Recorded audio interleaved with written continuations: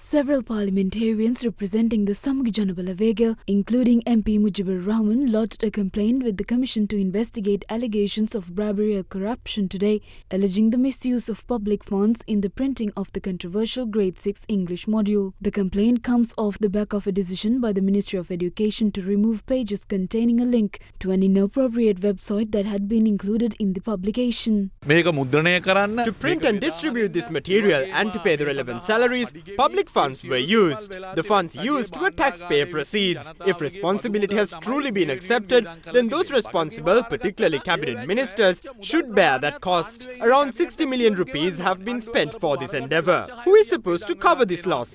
Will it be borne by the government? It must be noted that the government went to the CID not to investigate any alleged conspiracy, but to cover up the issue. At the height of the controversy, the public was told that the CID would conduct an investigation. Now suddenly the matter has been quietly swept under the rug. They claim that the inclusion of the web link was a mistake or part of a broader conspiracy. The education reforms were drafted by Finland, but even the Finnish Minister of Education has stated that the project failed. Despite these developments, a failed project is now on the verge of being implemented across Sri Lanka.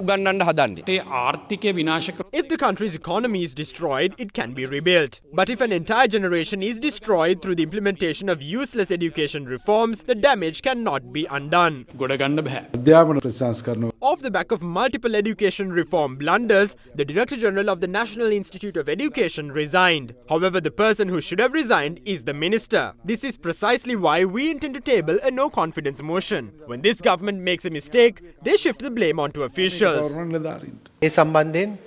All three members of our party will support the no-confidence motion.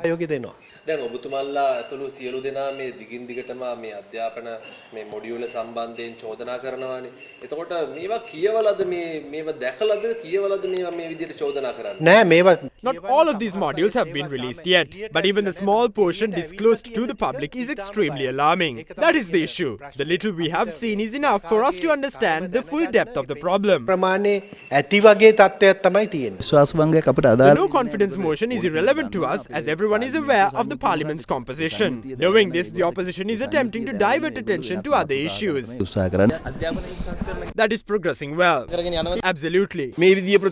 When previous governments introduced such educational reforms, members of the current government opposed them. They were the ones who took to the streets, claiming reforms are wrong. Now, having implemented reforms worse than those of the previous governments, they still claim that they are working for the betterment of Sri Lanka's education sector.